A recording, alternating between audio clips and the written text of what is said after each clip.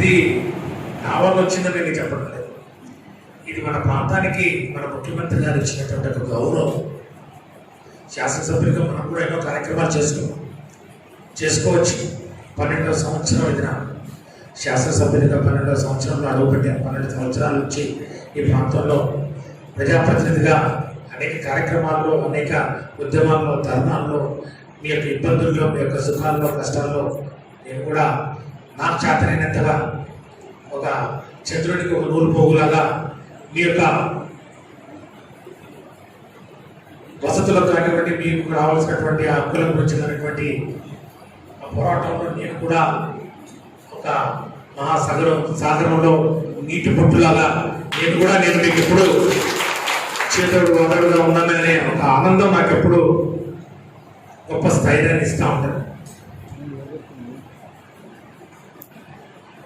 మనందరికి తెలుసు ఈ యొక్క చెంచుల యొక్క స్థితిగతులు. ముఖ్యంగా అడవి తల్లి బిడ్డలు అడవిని నమ్ముకొని ఉన్నారు, అడవిలోనే ఉంటారు.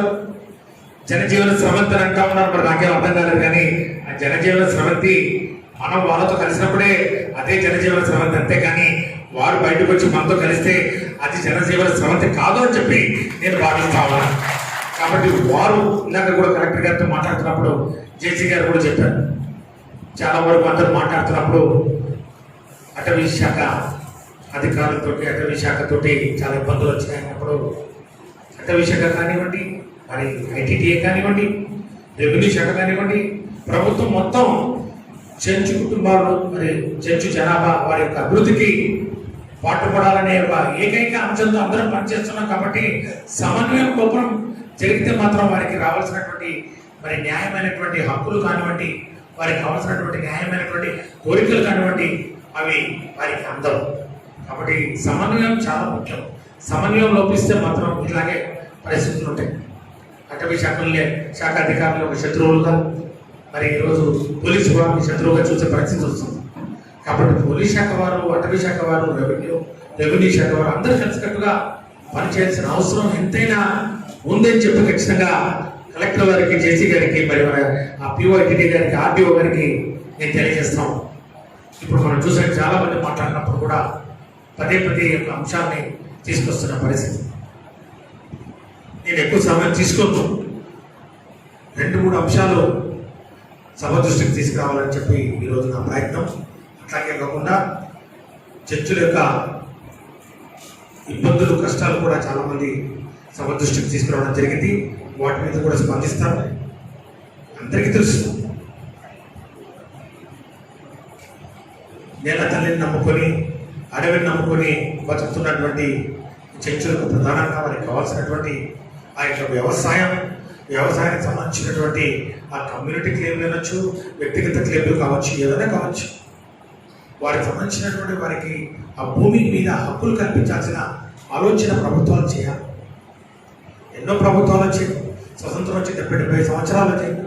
75లో ఈ యొక్క చెంచుల్ని ఆదిమ మరి గిరిజన జాతిగా గుర్తించడం జరిగింది. అప్పటి నుంచి ప్రిమిటివ్ ట్రైబ్గా దీన్ని పరిగణలోకి తీసుకుని ఒక పిఓఐటీటీఏని ఏర్పాటు చేసి ప్రత్యేకంగా వారికి వారి యొక్క స్థితిగతులు మెరుగుపరచడానికి, వారి యొక్క జీవన ప్రమాణాలను మెరుగుపరచడానికి,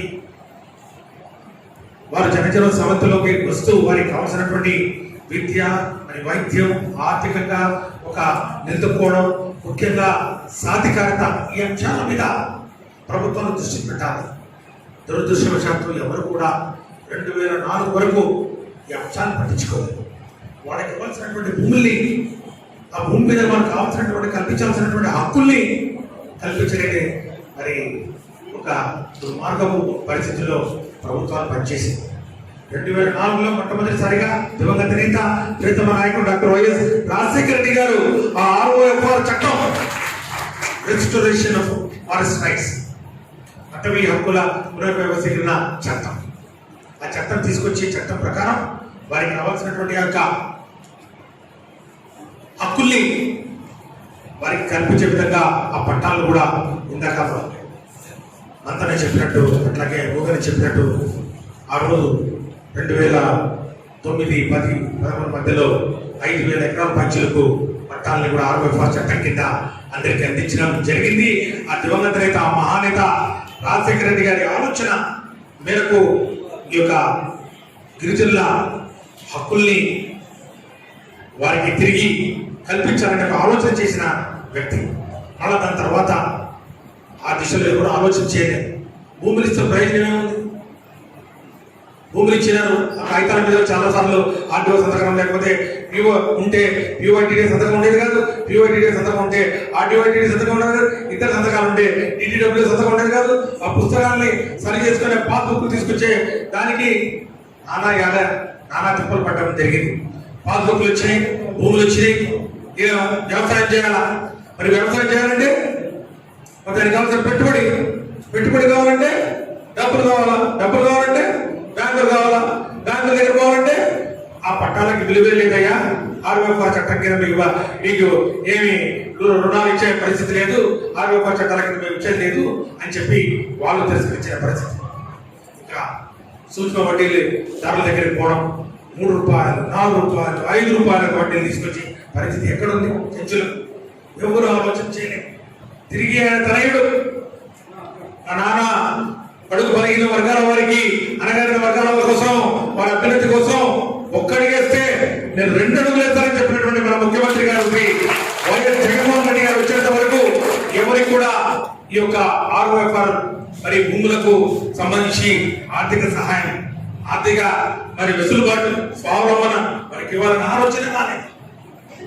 మొట్టమొదటిసారిగా చరిత్రలో ఎప్పుడు లేని విధంగా చిన్నకారు, సన్నకారు రైతులకు, కౌలు రైతులకు, ROFR పట్టాలు ఉన్నటువంటి చెంచులు కాదు రైతులు, వాళ్ళు కూడా రైతులు హోదా ఇచ్చే అందరికీ వైఎస్ఆర్ భరోసా కింద 12,500 రూపాయల నుంచి ఇంతకుముందు చెప్పినప్పటి నుంచి 17,000 వరకు 4 సంవత్సరాలు 37,000 రూపాయలు మీకు కూడా ఇస్తామని చెప్పి ఇచ్చినటువంటి మొదటి ముఖ్యమంత్రి చరిత్రలో ఎవరైనా ఉన్నారంటే వైఎస్ జగన్మోహన్ రెడ్డి గారు అని చెప్పి ఈ సందర్భంగా గర్వంగా మనం చెప్పాల్సిన అవసరం ఉంది. ఈరోజు ఆ యొక్క ఆర్థిక సహాయం వలన మనం నిలదొక్కుకోగలుగుతున్నాం. అంతేకాదు విద్యాపరంగా కూడా ఇందాక చెప్పారు, చాలా మంది ఇంగ్లీష్ మీడియం స్కూల్ రావాలి, మా గురుకుల పాఠశాలలో కూడా, మా గిరిజన పాఠశాలలో కూడా మంచిగా పాఠశాల ఉండాలి అని చెప్పి వాళ్ళు అడిగారు, వాళ్ళు ఆశపడుతున్నారు. వాళ్ళకు ఒక నమ్మకం కలిగింది, ఒక ధైర్యం వచ్చింది. అరే మా గ్రామాల్లో, మా యొక్క చెంచుగూడలో కూడా ఇంగ్లీష్ మీడియం పాఠశాలలు వస్తున్నాయంట అంటే నేను దానికి సమాధానం ఒకటే, ఇంగ్లీష్ మీడియం పాఠశాలలు ఒకటే కాదు, ప్రైవేట్ పాఠశాలలు, పెద్ద పెద్ద కార్పొరేట్ పాఠశాలలో తీటుగా వాళ్ళకు మీకు మంచి బెంచీలు ఉంటే మన స్కూల్లో కూడా బెంచీలు, వాళ్ళకు దగ్గర మంచి RO ప్లాంట్ ఉంటే మన స్కూల్లో కూడా RO ప్లాంట్, మంచి పెయింటింగ్లు, కాంపౌండ్ వాళ్ళు, మంచి మరి గ్రానైట్ ఫ్లోరింగ్, మంచి డైనింగ్ హాల్లు, అన్ని హంగులతోటి కార్పొరేట్ స్కూళ్లకు దీటుగా మన గిరిజన ప్రాంతాల్లో, మన గిరిజన తాండాల్లో, మన గిరిజన కూడల్లో స్కూళ్లను నాడు నేడు కార్యక్రమంలో భాగంగా పెద్ద ఎత్తున ఆధునీకరిస్తున్నాం అనే సంగతి కూడా సందర్భంగా సవినయంగానే మీ అందరికీ మనం చెప్పుకున్నాం. ఎవరు చేయలే. ప్రభుత్వ పాఠశాలలంటే ఏమున్నాయి? మేఘాలంటే సాయంత్రం పూట ఏదైనా మరి అసాంఘిక కార్యకలాపాలు జరిగే ప్రదేశాలు, దానికి గోడలు ఉండవు, సున్నాలు ఉండవు, మరి పైకప్పు పెచ్చులు కూడా కింద పడుతుంటాయి, కిటికీలు ఉండవు, కిటికీలు ఉంటే బోర్డులు పడ్డావు, బోర్డులు ఉంటే తలుపులు ఉండవు. ఇవి మన స్కూళ్ళ పరిస్థితి. బాత్రూమ్లు అంటే ముఖ్యంగా బాలికలకు యాతన. బాత్రూమ్లు ఎందుకు పరిస్థితి? ఈరోజు అట్లా కాదు.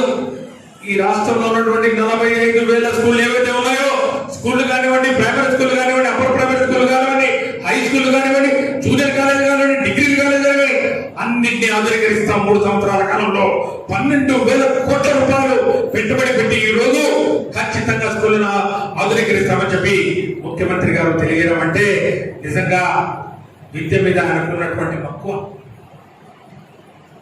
ముఖ్యంగా ఈ ఇంగ్లీష్ మీడియం స్కూల్స్ బడుగు బలహీన వర్గాల వారికి, అణగారిన వర్గాల వారికి దూరమైన పరిస్థితి ఆయన గుర్తించిన, ఆయన సుదీర్ఘ బాధ్యతలు ఆయన కనుక్కున్నాడు. ఇంగ్లీష్ మీడియం అంటే ప్రైవేట్ స్కూల్లోనే, ప్రభుత్వ పాఠశాల ఇంగ్లీష్ మీడియం ఆడుంది. ఇంగ్లీష్ మీడియం అంటే ప్రైవేట్ స్కూల్లో పోవాలా, బస్సు రావాలా, బస్సులు ఎక్కాలా, టై కట్టుకోవాలా, షూస్ వేసుకోవాలా, మంచి యూనిఫామ్ వేసుకోవాలా, బ్యాగ్ తగిలించుకోవాలా, పోవాలా. మన పిల్లలు, మన మన చెంచు పిల్లలు, మన బిడ్డలు, మన బడుగు బలహీన వర్గాలకు, మన యొక్క సామాజిక వర్గం తెచ్చినటువంటి బిడ్డలు మనం చూస్తుంటా ఆర్థికంగా చితికిపోయి, మరి ఎవరు తప్పు? పేదరికంలో పుట్టడం మన తప్పు కాదు, కానీ ఎవరో ఒకరు మనకు ఆసరా ఇవ్వాల్సిన అవసరం ఉంది. ఎవరు ఆ వ్యక్తి ఎవరు వస్తారని చెప్పి ఇన్ని సంవత్సరాలు చూసాం. వచ్చాడు మన జగన్ అన్న వచ్చాడు. ఈ రోజు జగన్ వచ్చి ఒకటే మాట అన్నాడు, విద్య మీద పెట్టే ఖర్చు నేను ఖర్చు అనుకో, విద్య మీద పెట్టే ఖర్చు అది భావి తరాల మీద పెట్టే పెట్టుబడి, సమాజం మీద పెట్టే పెట్టుబడి రాబోయే తరాలకు ఈ రోజు ఖచ్చితంగా ఒక మార్గాన్ని చూపిస్తూ దిశానిర్దేశం చేస్తూ పాఠశాలన్నింటినీ ఆధునీకరించడమే కాదు, చక్కటి కార్యక్రమాన్ని ఏర్పాటు చేశారు. ఈ రోజు మౌనిక వచ్చింది. మౌనిక లాంటి పిల్లలు ఇంకా రావాలి. ఒక మౌనిక కాదు, ఒక మౌనిక వస్తే చెంచుగూడెంలో అభివృద్ధి కాదు, 100 కొద్ది మౌనికలు రావాలి. దగ్గరికి 100 కొద్ది మౌనికలు ఈ విధంగా పైకి రావాలి. మౌనిక వచ్చి నేను ఎంటెక్ చదివాను జేఎన్టీలో, మరి బీటెక్ చదివాను, ఏఈకి వచ్చానంటే చాలా చాలా సంతోషం. కళ్ళలో నీళ్ళు తిరిగి 12 సంవత్సరాల్లో నేను ఎప్పుడు కూడా ఎన్నో కార్యక్రమాలు పాల్గొన్నాను. కానీ చెంచు కుటుంబాల నుంచి అమ్మాయి వచ్చి ఈ విధంగా ధైర్యంగా నేను బీటెక్ ఎంటెక్ చదివాను, ఇదిగో ఏం చదివాను చెప్తే నిజంగా నాకు ఉండే పూర్తిగా ఆనందంతో నిండిపోయి ఉప్పొంగిపోయిందని చెప్పి ఈరోజు మనస్ఫూర్తిగా నేను తెలియజేసుకుంటూ అమ్మాయిని మనస్ఫూర్తిగా అభినందిస్తూ, అమ్మాయి మాట్లాడడంలో ఎంతో అర్థత ఉంది, ఎంతో బాధ ఉంది. ఈరోజు ఆ అమ్మాయి చెప్పిన మాటల్లో ప్రతి ఒక్కరు స్ఫూర్తి తీసుకోవాలి. ఈరోజు నేను నిజంగా కోరుకుంటా ఉన్నాను, మౌనిక ఒక అసిస్టెంట్ ఎగ్జిక్యూటివ్ ఇంజనీర్ గానే మిగిలిపోకూడదు. మౌనిక ఒక ఐఏఎస్ ఆఫీసర్ అయ్యే సత్తా ఉంది. మౌనిక దగ్గర ఆ యొక్క తెలివితేటలు ఉన్నాయి, ఆ యొక్క జ్ఞానం ఉంది. కానీ మౌనిక కావాల్సినటువంటి ఆ యొక్క తోడ్పాటు, ఆ యొక్క మరి హ్యాండ్ హోల్డింగ్ కానివ్వండి, ఆమెకు చేపట్టుకుని నడిపించి మరి ఒక వ్యక్తులు కావాలి. ఈ రోజు జగన్ అన్న తోడుగా ఉన్నాడమ్మా. మౌనిక ఖచ్చితంగా నువ్వు సివిల్ సర్వీసెస్ రాయాలని చెప్పి కూడా సభాముఖంగా నేను కోరుకుంటా ఉన్నాను. నీకు తెలుగు నీకుంది, నీ దగ్గర ఆ ధైర్యం ఉంది, నీ దగ్గర ఆలోచన ఉంది, నీలో ఆ యొక్క ఆ పట్టుదల ఉంది, ఆ కృషి ఉంది. నువ్వు ఏం చేయాలని చెప్పి నీకు ఏమి తెలియని పరిస్థితి అని చెప్పినప్పుడు నిజంగా బాధేసింది. అంత చదువు కూడా నీకు ముందు పోయే మార్గదర్శనం చూపించే మరి యొక్క వ్యవస్థ కూడా లేకపోవడం, అలాంటి వ్యవస్థలు మేము ఉండడం కూడా నిజంగా మాకు కూడా సిగ్గనిపిస్తాం. ఖచ్చితంగా మీకు కావాల్సినటువంటి గైడెన్స్ కానివ్వండి, నీకు కావాల్సినటువంటి ఆ యొక్క తోడ్పాటు కానివ్వండి, నీకు కావాల్సినటువంటి ఆర్థిక సహాయం కానివ్వండి, సివిల్ సర్వీసెస్ రాయడానికి మేమున్నామని పక్కన చేసుకోవడం సందర్భంగా సభాముఖంగా కోరుకుంటూ ఖచ్చితంగా ఏదో ఒక రోజు ఈ దూరంలో కార్యక్రమంలో మౌనిక ఐఏఎస్ గా ఇక్కడికి వచ్చి ఆమెకు సన్మానం చేసే అవకాశం కూడా ఆమె మనకి ఇస్తుందని చెప్పి కూడా నేను సభాముఖంగా మీ అందరికీ తెలియజేసుకుంటాం. చాలా సంతోషం. ఎందుకంటే ముఖ్యంగా చెంచుల్లో ఈ చెంచు కుటుంబాల్లో ప్రధానంగా లోపించింది ఈ యొక్క నిరక్షరాస్యత. అక్షరాస్యత చాలా తక్కువ. రాష్ట్ర సగటు అక్షరాస్యత 67% ఉంటే చెంచుల్లో అది 40%. మహిళల్లో మరి ముఖ్యంగా అది 30% అక్షరాస్యత. మనం చూసాం ప్రభుత్వ పాఠశాలలో. నాకు కూడా తెలియదు చాలా కాలం. నేను కూడా ఐఆర్ఎస్ చేసినాను, నేను కూడా ఎమ్మెల్యేగా 3వ చేస్తా ఉన్నాను. కానీ నాకు కూడా ఎప్పుడు గమనించలేదు నేను ప్రభుత్వ పాఠశాలలో బాలికలు ఎక్కువ చదువుతారని, బాలికల శాతం ఎక్కువగా ఉంటుందని నేను కూడా గమనించాను. ఎక్కడ చూసినా కూడా బాలికల శాతం ఎక్కువ ఉంటుంది, 65 నుంచి 70% ఉంటుంది. ఎందుకు అబ్బాయిలు ఎందుకు రారు? అబ్బాయిలు ప్రభుత్వ పాఠశాల అవసరం లేదు. అబ్బాయిలు కాన్వెంట్, అబ్బాయిలు ఇంగ్లీష్ మీడియము, అబ్బాయిలు ఇంగ్లీష్ మీడియం. అబ్బాయిలు చదువుతారు, అమ్మాయిలకి సాలే. గవర్నమెంట్ స్కూల్లో సాలే ఊర్లో ఉంటుంది, చదువుతారు, చదువుతారు, లేకపోతే ఆడుతుంది. డ్రాప్ అవుట్ రేషియో తక్కువ, విపరీతమైన డ్రాప్ అవుట్ రేషియో. పని తర్వాత ఇంకా అవసరం లేదు, పోవాల్సిన పని లేదు. ఇంటర్మీడియట్ తర్వాత అసలు లేదు. ఈరోజు అట్లా కాదు. రేపు పళ్ళు తెలిసిన లోపల ప్రభుత్వ పాఠశాలకు ఎగవాలా, ప్రభుత్వ పాఠశాలలో చేరాలంటే రికమెండేషన్ రావాలా, ఎమ్మెల్యే దగ్గర పరిగెత్తాలా, ఎంపీ దగ్గర పరిగెత్తాలా, డిప్యూటీ దగ్గర పరిగెత్తాలా. ప్రైమరీ స్కూల్ దగ్గర నుంచి, హై స్కూల్ దగ్గర నుంచి జూనియర్ కాలేజ్ వరకు ఆ స్కూళ్ళను ఆ విధంగా తయారు చేయాలని చెప్పి ముఖ్యమంత్రి గారు ఆదేశాలు ఇవ్వడం జరిగింది. వందల కోట్లు కాదు, వేల కోట్లు ఖర్చు పెడతాం, నాణ్యత ప్రమాణాలు పెంచుతాం. ఇంటర్మీడియట్ అడిగినా ఇంటర్మీడియట్ కాలేజ్, జూనియర్ కాలేజ్ ఏముంది లేబ్బా, ఏదో గెస్ట్ లెక్చర్స్ ఉన్నారంట, వాళ్ళు ఉన్నారంట, టీచర్లు ఉన్నారంట, వాళ్ళు చదువు చెప్తారు, ఏదో ఇంటర్మీడియట్ పాస్ అయితే తర్వాత మనం చూసుకుందని అంటారు. ఇట్లా కాదు, నారాయణకు పోవాలా, చైతన్యకి పోవాలా. ఎందుకంటే ఆడ ఎంసెట్ కోచింగ్ ఇస్తారు, ఐఐటి కోచింగ్ ఇస్తారు, నీట్ కోచింగ్ ఇస్తారు. ముఖ్యమంత్రి గారు చెప్పారు, మన జూనియర్ కాలేజీలో ఎందుకు ఇయ్యారు, మన జూనియర్ కాలేజీలో ఎందుకు ఐఐటికి కోచింగ్ ఎందుకు ఇయ్యారు మీరు, మన జూనియర్ కాలేజీలో ఎందుకు ఇంటర్మీడియట్ తో పాటు మరి ఎంసెట్ ట్రైనింగ్ ఎందుకు ఇయ్యారు, ఏంటి అప్పుడే కానీ పోటీ ఉండదు. కానీ పోటీ ఉండాలని మీరు ఊరిగా అంగులు చేస్తే పోటీ ఉండదు. నాణ్యత ప్రమాణాలు పెరగాలి, విద్యా ప్రమాణాలు పెరగాలి. ఇంటర్మీడియట్ తో పాటు ఈ యొక్క ఐఐటీలకు, ఎంసెట్లకు, నీట్లకు, ఎంబీబీఎస్లకు కూడా ప్రభుత్వ జూనియర్ కళాశాలలో ట్రైనింగ్ క్లాసులు, కోచింగ్ క్లాసులు పెట్టండి, ఈ సంవత్సరం నుంచి మొదలు పెట్టండి అని చెప్పి ముఖ్యమంత్రి గారి దార్శనికతకు నిజంగా జోహార్ అని చెప్పి కూడా ఈ సందర్భంగా సవినీయంగా మనం చేసుకుంటాం. పూర్తిగా ప్రైవేటీకరణ అయిపోయింది గత ప్రభుత్వాలు. విద్య అంటే ప్రైవేట్, విద్య అంటే ప్రభుత్వ పాఠశాల ఎవరో వాళ్ళకి ఉండలే.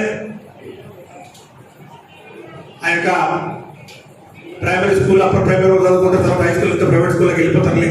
ప్రైవేట్ కాలేజీలు, ప్రైవేట్ స్కూల్, కార్పొరేట్ స్కూల్, విద్య వ్యాపారమైపోయిన పరిస్థితుల్లో ఈరోజు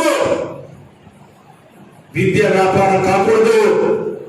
విద్య ఈరోజు విద్య వల్లే మార్పు వస్తుంది. ఒక అమ్మాయి చదువుకుంటే, ఒక తల్లి చదువుకుంటే ఆ కుటుంబం అంతా బాగుపడుతుంది. అందుకే ఈరోజు జగనన్న ఇచ్చినటువంటి కార్యక్రమాలు, జగనన్న విద్యా దీవెన కానివ్వండి, జగనన్న వసతి దీవెన కానివ్వండి, జగనన్న అమ్మఒడి కానివ్వండి, జగనన్న గౌరవతలు కానివ్వండి, తల్లిని ముందు పెట్టుకొని మేము ముందుకు పోతున్నామని చెప్పి కూడా సవినీయంగా సభాముఖంగా నేను మీ అందరికీ తెలియజేసుకుంటా ఉన్నాను. దయచేసి ఈ యొక్క గురుకుల పాఠశాలలు ఏవైతే ఉన్నాయో వాటన్నింటినీ ఆధునీకరిస్తాం, వాటన్నింటినీ నాణ్యత ప్రమాణాలు పెంచుతాం.